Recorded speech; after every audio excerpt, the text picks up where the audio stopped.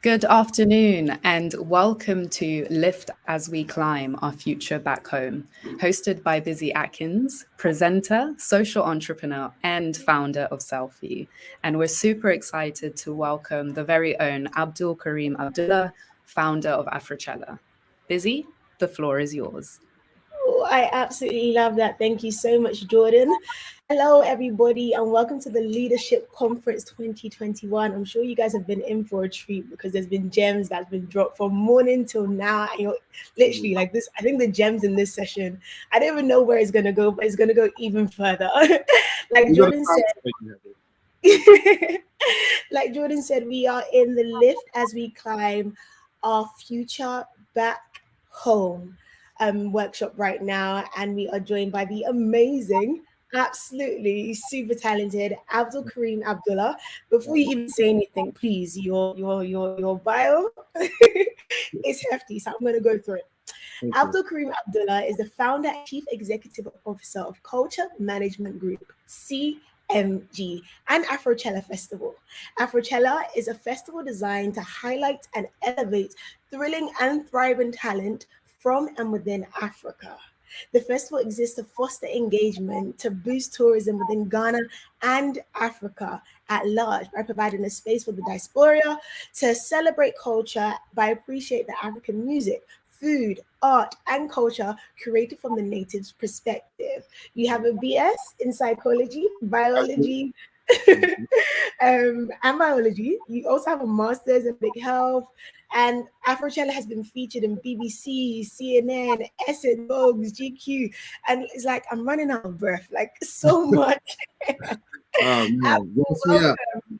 Thank you so how much. are you? Happy to be here. I'm so happy to be here. I'm great.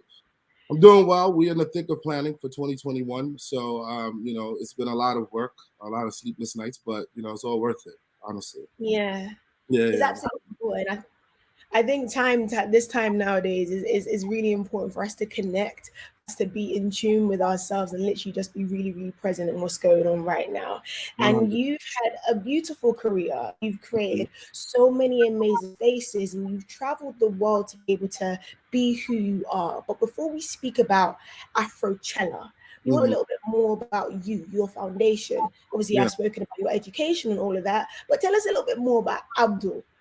absolutely. Yeah, yeah, yeah. So, I was born in New York City from the Bronx. We call the Bronx Little Accra because it kind of looks like Ghana. You can run into any auntie or uncle any time of the day. But my dad sent us to Ghana to live for a couple of years. And at the time, I didn't appreciate it because, I wanted to be with my family, in America, and I was there, with my grandmother. And my dad really wanted us to kind of have an understanding of how he grew up.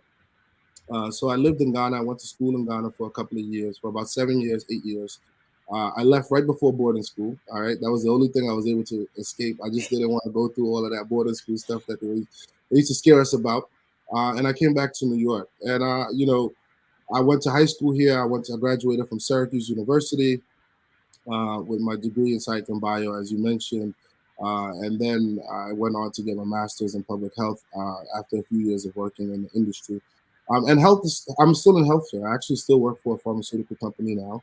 And the things that I take away from my day job is the project management skills. And I think that's what I was able to transfer over from my professional career in research to Afrochella and kind of planning the festival. So that's a little bit about me. I mean, I know a lot of people are wondering how does somebody who went to go get a degree in bio and psych become into entertainment, right? Uh, Exactly. yeah, but it's like I think that it's very important for us to kind of follow our passion and what drives us. And Mm, throughout college, I've always been a big fan of music. I've been a big fan of our food, our culture, just kind of a history junkie about where we come from. Why do we respond to things the way we do? Right? My family owns a restaurant here in New York, so I couldn't help. I couldn't run away from being African. But I think the yeah. thing is, in America here, it's like you're too African to be American, but in Africa, Mm, you're American to be African. So it's like I find myself in the middle place, right? So being able to kind of communicate to both sides of me was very, very important to me, and that's why we developed Afrochella because we felt that it was a start for us to be able to start that communication, that bridge, and that's what we consider ourselves, Afrochella, a bridge between the diaspora and the continent. Mm. And you saying that you wanted to create that bridge, I'm sure there's people that are listening in and be like, all right, I have this idea. I want to be able to create something. But how did you go about, like, what was the steps? Because I'm sure you had the idea and you was like, yeah, I'm from the US, but I'm also from Ghana, and there's this gap, and I want to create something to bridge that gap. But how did you go about to actually make that into a reality? Well, honestly, it was maybe 3 years in the making prior to us even launching or coming up with the idea for Afrochella. Um, I've always done concerts and parties and things of that nature in New York, around Afro beats. When you're in the diaspora, we love our countries, right? We always kind of repping our Yeah. countries, whether you're in London or you're in America. So we've always tried to kind of bridge that gap. And I remember the first time hearing the Afro beat song on the radio, and now it's part of popular Like, culture. So I mean, for us, I always knew that I wanted to do something, and it really started as I had to do some marketing for my dad's restaurant, and I wanted to kind of create an event, and I just kind of kept mulling on that idea. What does this event look like? And I think that with mm, Afroculture and Afrochella specifically, we wanted to find those communication points that connected people. And one thing that always brought people together is food, right? And in our household, whether in Nigeria, they bring you cola or they bring you some eats, right? Everybody wants to talk about jollof rice. Everybody wants to talk about this type of food. It's a conversation piece. The same thing is about music, right? I remember when I first came back from Ghana, I had a thick accent, right? And one thing that my friends and I connected over immediately was the clothes that I wore or the music that I listened to, right? I was always a big Jay-Z fan. So they recognized, even through my accent, they connected with me based on the music that I liked, right? They connected with me based on the clothes that I liked, and the food that I ate. So we always knew that these are conversational pieces that if we kind of harp on and we kind of engage people around these cornerstones, that we would be able to build something special. And it took mm, a couple of years of refining the idea before we actually took the risk of celebrating it. And for me, the strategy was always figure out a way to kind of leverage my network. So I did have a big network. I went to various universities in the U.S. Right, I was a frat boy for most of my life. So I've been able to build a network. I knew I had people in my influence in my of influence in my circle. In Ghana as well, I had amazing partners and people that I knew I could connect with, but we just weren't working together. So I wanted to kind of create that space that we could actually come together and do something. And we had to find a place of common ground. And obviously, these four tenets are just kind of easy things for us to find common ground on. mm. And I think a key thing I took away from what you said is finding the common ground in your differences. So even when you came from Ghana Yeah. to America, you had that strong accent, you're still able to find that common ground being the taste of music, or common ground Yeah. being in terms of the fashion, or common ground in, I don't know, whatever it was. But being able to find the common ground in your differences was a really key thing, and able for you to see, okay, so this is how we can make that bridge. This is how we can still communicate regardless of our differences. And I Absolutely. think that's really, really cool, because in order for us to be able to take, let's say, our diaspora and take it back home, or start creating that future back home, it's important for us to collaborate both locally as well as globally. And you Mm. said that you used your network really, really well. But what practical steps did you take to utilize the network that you had there in America and then transcend that back home? All right. Well, we define community. One of my favorite definitions of community is like a feeling of fellowship with others, or as a result of shared interests, goals, attitudes, and things of that nature. So I wanted to kind of find common ground of how we can benefit each other. I pride our mantra is to kind of always do win-win deals where we can benefit, but they also benefit. And I think about this even with ticket holders, right? When we plan Afrochella, we always consider the effect ticket holders will have on the ground when they come in. And Mm, it's very important for us to engage our ticket holders in many, many ways. So when we decided to set this up, we had several prong approaches. We wanted to partner locally, right? Locally in terms of identifying who are the stakeholders that were in our space, right? So who are the users? Who are going to be our audience, right? The Ghanaian people, the Nigerians, the people in the surrounding area. We wanted the diaspora to come back home. That was the user, right? We needed to be able to talk to them. We need to understand governance. And I will tell you, when we come from abroad, we have this entitlement about how everything works so easily. And Mm. And doing stuff in Africa, the first thing you have to do is just kind of have knowledge about what's going on, who's in charge, where can I go for support, where can I go to get understanding on policy. Sometimes policy is not written. Sometimes it's just kind of expected for you to know. So understanding governance, who are the stakeholders with regards to governance. Then understanding the influencers, right? Who are the people within your community that you can identify that would help, who are doing things within the specific lane that you can amplify with the work that you're doing, is one of the main things. And then there is a last one that I'm actually going to have to refer to my notes for, as a stakeholder that you have to kind of figure out. And sorry, the provider. So these are the individuals on the continent that are going to be able to get you. For us, it was staging, it was lighting, it was talent, right? How to book talent. A lot of that we can connect with. And once we had an outlook about what we needed to identify as stakeholders, it was easy to kind of create strategy around each of these, right? So, for instance, I'll take for the users, for instance, I knew that I wanted to be able to get individuals there. So I approached them in many ways. Food.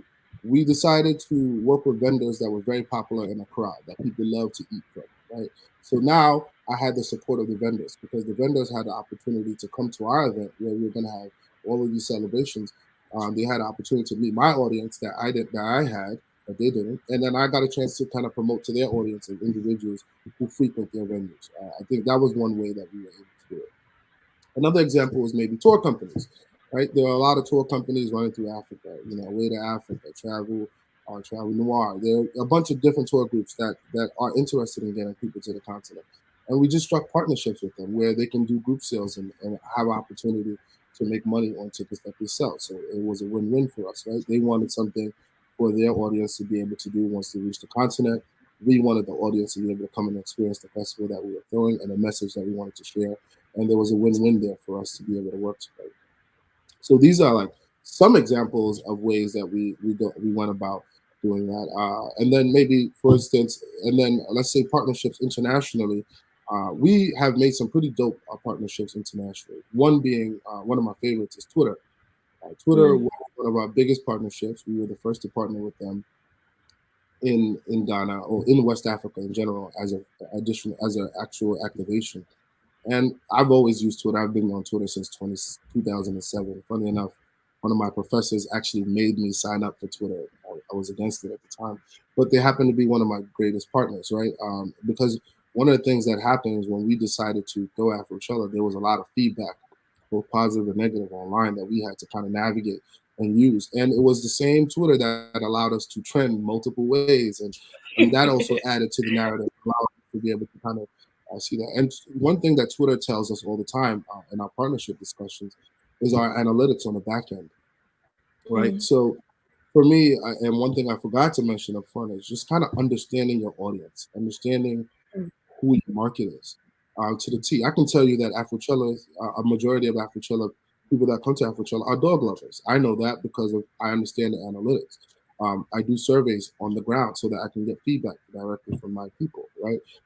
Who are you selling your product to? Where are they from? How are you reaching them?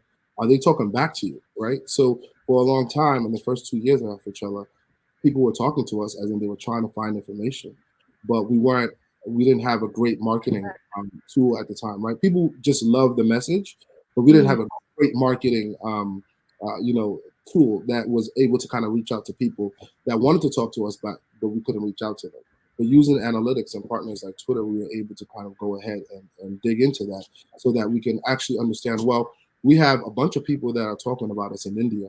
How do we get them to fly from India to Ghana? How do we get them to see ads? How do we get them to see that it's important for them to be able to kind of join in what we're trying to do in Ghana? And that has worked with targeted ads, with whether it's our marketing schemes, the talent that we book, the influences that we book, where they come from, are very, very important, right? So whether it's leveraging local partnerships to kind of ensure that they win, but you also win, or international partnerships to ensure that we can usher them in. So now Twitter is opening an office in Ghana, right?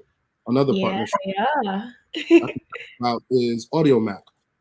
AudioMac, we actually had the CEO of AudioMac in Ghana, even Banku, with us. And for me, it was very surreal. I mean, as these things continue to happen to you, you just kind of like are not, clear how it's supposed to happen or how is this happening. But yeah, this came to Ghana, and he enjoyed that experience. And now Audio Mac has their own unilateral partnerships with radio stations in Ghana, right?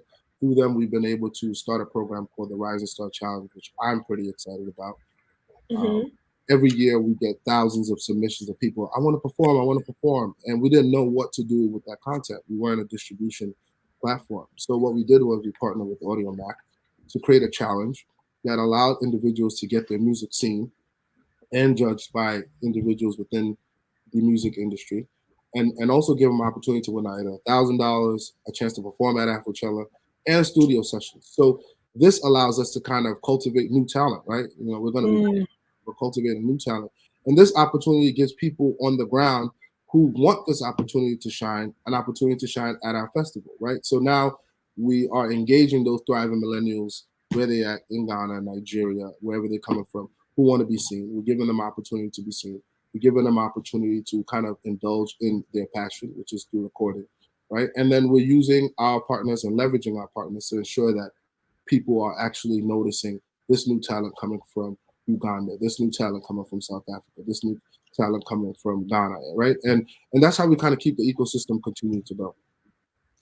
And listening to everything you've said, it requires a lot of taking time to actually look at what's around and understand the audience and understand how you're communicating with the audience and really pre everything. And you have to have a lot of revolving factors, a lot of moving elements to ensure that you are really being seen everywhere. And I really appreciate the way that you're breaking it down in terms of strategy and in terms of everything. And I understand that the listeners here are really appreciating the conversation, and there's a few questions that are coming in, so we're going to go into that before I ask you some more of my own personal questions. Yeah, but let me kind of touch base on that. Okay. I think that a lot of people, one of the things that my team, and I stress to my team all the time, and I stress to myself, right? I remind myself to never get comfortable, never to get caught up in the hype, right? I'm still not at a point where I see the hype of the festival yet, because I think the moment I get to that point that I'm going to relax, right? And that's not my personality. I'm always thinking from how can we improve this? How can we make this better? And when you are a leader of a group, you first have to learn that there's a lot of growth that you're going to go through, and that I went through as a leader, right? I had to understand that it was my job to not only have a vision, but also be able to kind of impart that vision to my team and support them in understanding what I'm trying to communicate to them. And I think sometimes that's one of the biggest issues that you're going to face in Africa, outside of the ambiguity, right? Operating in Africa alone, there's a lot of ambiguity. So if you look at a lot of company profiles, you'll see that the Africa part of the map is very empty, because a lot of people get frustrated. And it's true, you will get frustrated, but part of the whole goal about working in Africa is understanding patience. Our people don't operate the way they do in the West. So you have to come up with strategies that are going to work for us in Africa, right? And that's what our festival has been able to do, right? We've always been open to being open-minded. We have to be patient. We understood we had to be patient. Even, you know, as late as yesterday, I had to learn how to be patient, right? Because as early as 5 a.m., I caught a gut check, right? But it's part of being, doing business in Africa. You have to, recognize that these things will happen. But if you plan for them, then it as heavy as they do when they come, right? They still hurt, but it doesn't as heavy as it does. Like there's padding, like you can kind of anticipate it. Exactly. No, I absolutely love that. So we're going to go for the first question before I ask my own question. But we got a question from Marianne saying, given your very different qualifications and educational background, what did you do to establish the credentials, especially given your race and ethnic profile, to build something so big? What was the strategy? Yeah. So the first ever project, I will never forget this. It was my first project that I ever wrote a grant for, got funded for, and actually showcased, was in college. I put on this play. It was like a musical play. I love musicals, by the way. My favorite is Les Mis and West Side Story. Favorite. Okay. I'm feeling that. There was this play that was going on on a university circuit here in the U.S., and it was about sexual health. And I'm always a big fan of like entertaining people but educating them at the same time. That's just always been my thing. And it started with that event. And that event was called Condom Man, and they used jokes to kind of educate people on the practices of sexual health. And it was the first one I remember. Like, I think I wrote a budget and I got it approved, and it's how it started. But throughout that, then I've kind of volunteered, whether it was a stage manager. I've been the stage manager for EL, for Stoneboy, for Mr. Easy, for a bunch of people, and I did it for free because I wanted to be able to gain the experience. And then in 2014, we opened our own company, our own production company, where we were throwing parties. And when we threw parties, there were a lot of logistics. We didn't just kind of rent a club and know that. We would rent a venue. We would hire staff. We would, work with vendors. We would work with these people. So it kind of gave me the experience logistically of how to do it. But the main skill I did learn from my professional job was project management. When you do project management, you have to first do a needs assessment, right? Understanding what are the needs. One of the things I want to talk about is like a lit review. In college, we've all done some sort of lit reviews where you just kind of see what's been done and identify where are the holes. How can you, fill those holes? And those are the things that I approach in my planning of the festival. Music is something I'm passionate about. I've worked in, I've done so, applying the skills sets that I understood from project management into this role was very seamless because I understood at the core of it, the processes were the same. It was just about understanding how to tweak it for the environment that I was in and also for the setting that I was working on.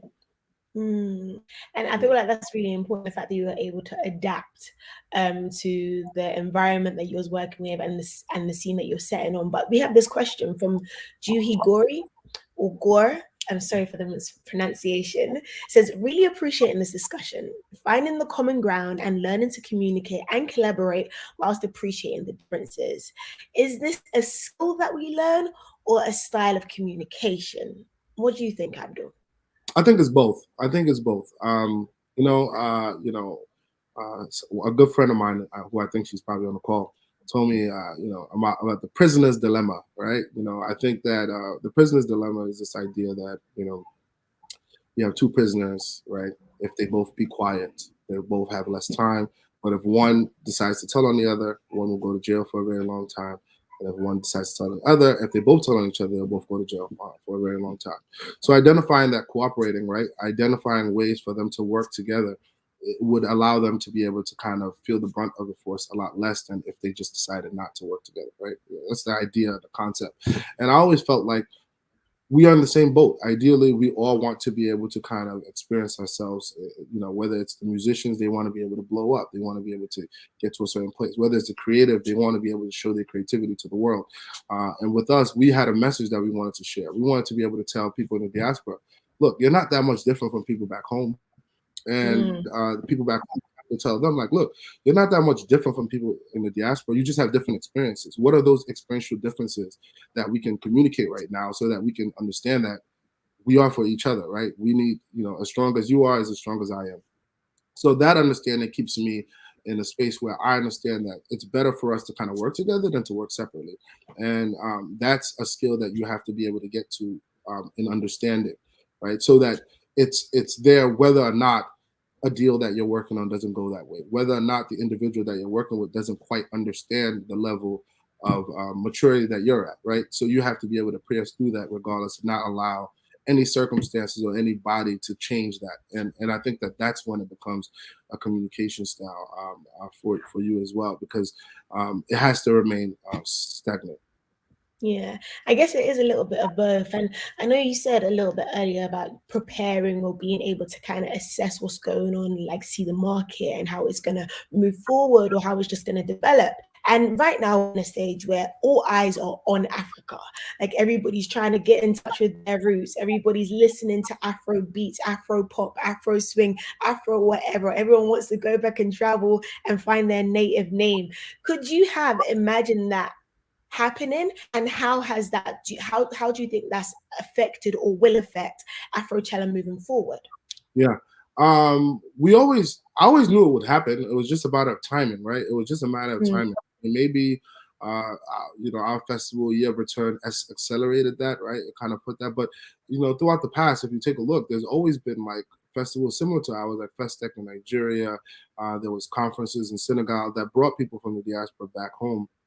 Right, it was just about continuity, right? Just kind of understanding how to kind of keep it going and make it so that people actually want to come back, that they're familiar with what they're going to. Because, some of our Afrochella customers are people that have never traveled for it in their life. The first time they ever got a passport, they upped and went to Ghana, right? And that was the strength of our, our marketing. But understanding that, Africa is still building its tourism sector. It's still building infrastructure around, just being able to kind of ensure that we are keeping it authentic and not diluting, our I guess our culture and our music and things of that nature. So yeah, I mean, I think that I don't necessarily feel that it will affect, as long as individuals on the continent are not, gatekeeping one way, educating each other, passing, if you have some information, pass it along. I think one of the best things that you can do, or the things that we suffer as Black people specifically, is just kind of like the lack of information. There were so many things I just did not know, right? So now it's my mission, if I receive an email from somebody who's trying to build their own house, that I can pass them as much information as possible. And it does me no harm, because now I'm sharing the information, I'm giving people an opportunity. So as long as we continue to do that, and we act righteously amongst each other, we act honestly with integrity, I think that is what is going to kind of keep this ball rolling in the direction that it is. And also just kind of not allowing foreign influences to dilute the brand, and that comes with like knowing specifically, what your brand is. I think one of the things I didn't get to touch on was, if you do that needs assessment, you will be able to understand what your brand is, right? So Africa's definition and how we stand has always evolved, right? As we've been able to grow and grow beyond where we are at. But our core tenets, right? Those, food, music, art, culture is where our North Star is. So whenever we are trying to add new things that are going to, affect our festival and what it's seen as in the public, we always make sure, does it conflict with our mantras? Does it conflict with our goals? Does it conflict with what we said we were going to do, right? And if it does, is it an addition? Is it a subtraction? Are we diluting the brand? And I think that should also approach a partnership. Sometimes all money is not good money. Sometimes say it again, say it again, say it again. Money is not good money. Sometimes you have to be able to say no to the partnership, even though the money is there. And I've been there. I've turned down very big sums of money because it just didn't quite fit what we wanted to do and the mantras we set for ourselves. So just kind of keeping that authenticity would just kind of keep your thing going. If you're that strong, and I think that building a strong team and that core base, and you yourself being a strong leader and having that backbone to kind of fight the that urge to kind of give in to funds, because it's hard to grow a business. It's very hard. Yeah, and honestly, you've just been dropping gems, and I'm sure there's so much more information to share, but we are running out of time. Everybody that's listening in, thank you so much for your questions, but we're able to get through all of them. Abdul, this has been like, honestly, I feel like I've got so many more questions to ask, and we just don't have the time. And you've touched on certain things just in terms of like strength, leadership, integrity, and other skill sets and other characteristics. But what would you say to anybody that wants to start something back home, or anybody that feels like their future is back home and wants to connect and wants to create, especially in this time now? What are the key skills / characteristics you feel like they should possess, or would be ideal for them to possess to make that manifest? Yeah, I think the first thing is to avoid the superhero syndrome, right? A lot of us that live abroad love to think that, man, I'm just going to go to Africa and I'm going to set this up and it's going to make it so much better. And that just kind of leaves that assumption that, the people back home don't think about this. The people back home don't have a good life, and you can't start from that assumption. The assumption has to start from a place of, well, how can I add to what's going on the ground? What can I do that's differently, that's going to improve their situation, not kind of take over their situation? And when we came into Ghana, we wanted to work with all of the people that were already doing things, because we knew that by creating a coalition that we'd be more successful. And literally that's what happened, right? So we've worked with Mr. Easy with his Dirty Ray. We've worked with Little Havana with their all-white party in the hills, and sold tickets for them as well, because we wanted to ensure that they understood that we understood their success was tied to our success. And that was the main thing that I think all people should go into Africa with. Then you also have to have patience. I think, I mentioned that earlier, but patience is just like the biggest thing that you can give yourself as a gift if you decide to open up a business in Africa. Have an open mind, always seek information. When I decided that I wanted to do business in Africa, all of the news that came out of Africa was my business. So I have notifications. I read stories on an actual day so that I can be informed, right? Because now we have audiences come from all over the place. And I don't want to be able to be in a position where if somebody asks me a question, I don't have the answer. If I'm positioning my festival as that expert, as that bridge, then we need to be able to provide that information, right? Be open to listening. A lot of people are very strong on their ideas, but sometimes listening, right? Coming to the ground and listening to what people have to say. What is it that they need? What do they want? And I think that those are the things that are very, very important. Right? And networking.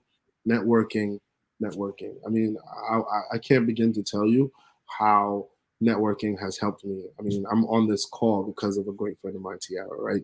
She recommended me to be on this conference. And I think that a lot of things have happened to us, whether it's learning from my friends at different companies about how partnerships work. Because I used to think, hey, I have this big event, give me a logo, I'll put it on my flyer and that's it. But understanding that, you have to create value for whoever you're creating a partnership with, right? Ensuring that, yeah, you have an audience, but how are you going to use your audience to kind of help that brand? And how is that brand coming on board going to affect your audience and how are they going to feel about it? So just kind of being very thoughtful about everything you're doing as opposed to just kind of doing. I think those are like some of the key gems that I wish somebody told me beforehand, and I think that it would allow me to kind of even be better than we are right now. But I think, hopefully people are taking these gems and they're going to use them in their approach. But, and also just never give up. I mean, in Africa, you will get frustrated. Your back will be against the wall a couple of times. It has happened to us. There's times where I wake up and I think, man, why the hell did I get into this? Why don't I just focus on my career? But, then there's times where like I go to the barbershop and yesterday I went to the barbershop and I was feeling down after the gut check. And my barber, he's used to me having a vibrant personality when I come. And yesterday was just quite quiet. And he's like, man, I know it's tough, man, but cheer up. I went to GameStop to get a game and I had on the Afrochella pin you give me. And this Puerto Rican guy, this straight Puerto Rican big guy is just kind of like, hey, Afrochella, I'm saving all my money. I'm coming to Afrochella. And for me, it's just those kind of stories that kind of keep us going, even on days where it's really tough. And I think you will find those bright days when you're doing your business, but there will be tough days. And as long as you prepare for them, you'll be able to overcome them. I think that is such a beautiful way to round up. Like, thank you so much, Abdul. And everybody that's been listening in, thank you. I hope you got the gems that you needed. And it's also really important to say that entertainment is not the only way you can create in Africa. You could do it in different sectors as well. It's not just music, and so many different sectors. So sometimes I feel like everyone's just like, oh, let's do music, events. And there's so many other sectors, tech, social entrepreneurship, healthcare. There's so many other ways that you can tap into making our future back home. But Abdul, thank you so much. It's been absolutely brilliant. You've been amazing. Thank you. And we'll just connect. And this is awesome. Thank you to everybody watching. You're in for more treats throughout the whole conference. So keep it locked. Abdul, you've been a gem. And until we meet again. Absolutely. Until we meet again. Hopefully in Ghana. Yes, for sure. Blessings. December 28th. We'll see you guys there.